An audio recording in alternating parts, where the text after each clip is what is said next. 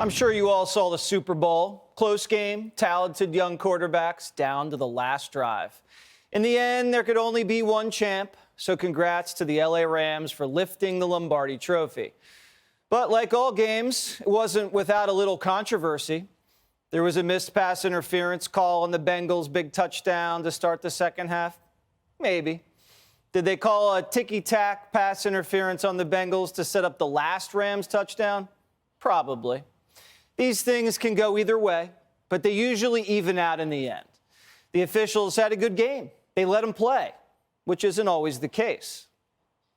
That's court misconduct. That's a warning. It was an accident. Come on. I thought she was in play. Not a chance. What? We're sweating like grease monkeys out here. But what happens if the refs don't throw flags on one team? What if they only penalize the Bengals while the Rams just march up and down the field? Even worse, what if the refs partnered up with one of the teams? Seems totally unfair, right? Well, that's essentially what happened with the 2016 election. The refs of our political system, the media, FBI, and the intelligence community, not only failed to keep Hillary Clinton in check, they connived together. The country's still dealing with the consequences. It's been no secret that Hillary refused to accept the results of the election. Trump knows he's an illegitimate president. I do think that he knows that he's an illegitimate president. And because of that, he's very insecure about it.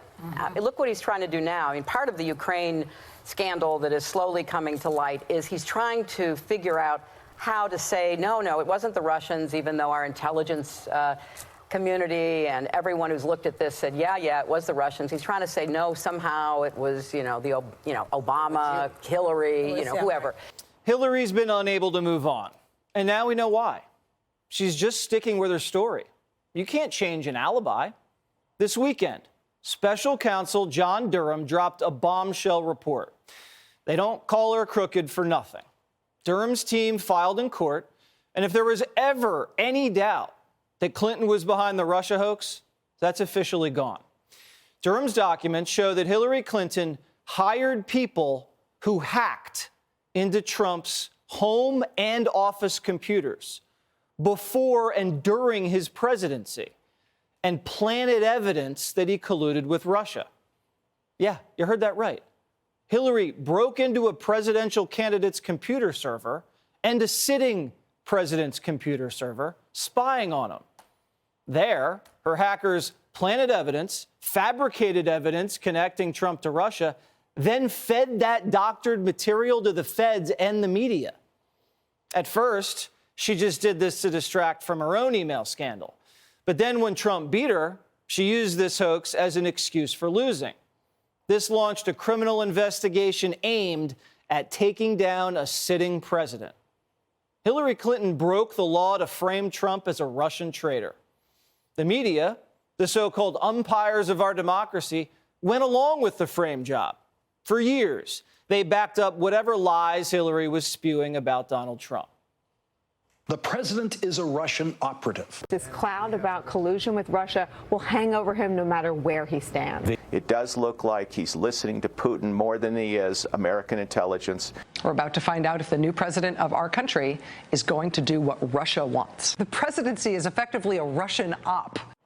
And when some real information came to light, like the fact that the Steele dossier was as phony as my 8th grade girlfriend who supposedly went to another school, they doubled down on their denial, and they trashed John Durham's investigation into their own lies. Listen.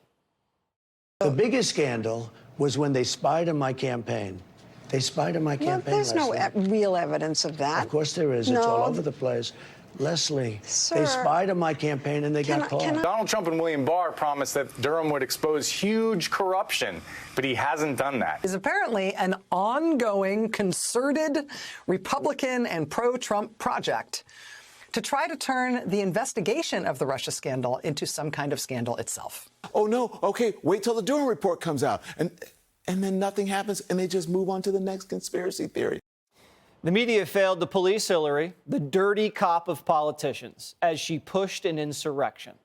The left loves to memorialize January 6th as an attack on our democracy. But if that's true, then what's this? The Russia hoax and the 3-year Mueller investigation did more to undermine faith in our democracy than January 6th. Look at the impact it's had on our country. The credibility of the FBI and the CIA shattered. Federal prosecutors at the Department of Justice no longer trusted. A presidential campaign was broken into, was spied on. And who knows how the Russia hoax affected that race? The 2018 election was interfered with. The Mueller investigation hung a dark cloud over those midterms, costing Republicans the House. The nation was divided. Our foreign policy was affected. And it led to some arguments that ruined quite a few Watters family holidays. Durham's probe has cost 10% of what Mueller's has. And with less time and resources, he found the smoking gun. Was Mueller trying to find answers, or was he covering the left's tracks? We know the answer. Mueller was a mop-up job, and he was just there to tee up impeachment. According to Durham's filing, this hacking of Trump dates all the way back, you ready, to 2014, well before he came down that golden escalator. Former Director of National Intelligence, John Ratcliffe, has revealed that Hillary's motives to frame Trump were no secret. The CIA, FBI, the DOJ, and even Obama himself were briefed that the Russia hoax was a Clinton dirty trick. But they all went along with it, didn't they? Ratcliffe believes that there is more than enough evidence for, quote, multiple indictments. So who could be next? Are James Clapper and John Brennan next on the chopping block? They did a pretty good job of trying to throw us off Hillary's trail. Listen to how they responded when former Attorney General William Barr said in congressional testimony he believed Trump was spied on.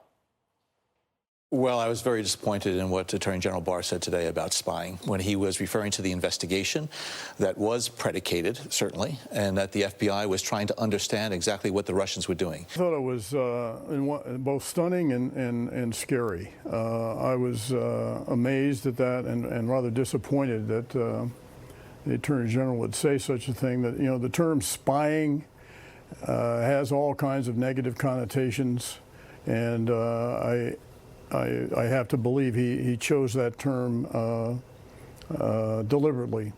Yeah, feds usually circle the wagons around other feds, so who knows what's going to happen to those two clowns. But this is a level of corruption not seen in American history. This is more brazen than the Watergate break-in. Hillary's hackers broke in, planted evidence, then got the feds to try throwing a president out of office. Isn't it time she faced the consequences? Yeah. Has the time finally come? Are we witnessing the end of the Clinton dynasty, one of the 5 families of the Democrat Party? It looks like Hillary's played her last get-out-of-jail-free card, while Bill's felt the wrath of the Me Too movement and lost his pilot's wings from his days on Jeffrey Epstein's Lolita Express. Bill Clinton was on those flights. Numerous times. On the flights that Bill Clinton was on with Jeffrey Epstein, the stewardess or stewardesses, many of them were underage, were dressed as candy stripers. Correct. And there were beds in the back of the plane? Beds, bedroom, yes. Even the Clintons' phony charity foundation's been exposed as a pay-for-play scheme. Sorry, Chelsea, but I think your parents have left you high and dry. Hey, Sean Hannity here. Hey, click here to subscribe to Fox News YouTube page and catch our hottest interviews and most compelling analysis. You will not get it anywhere else.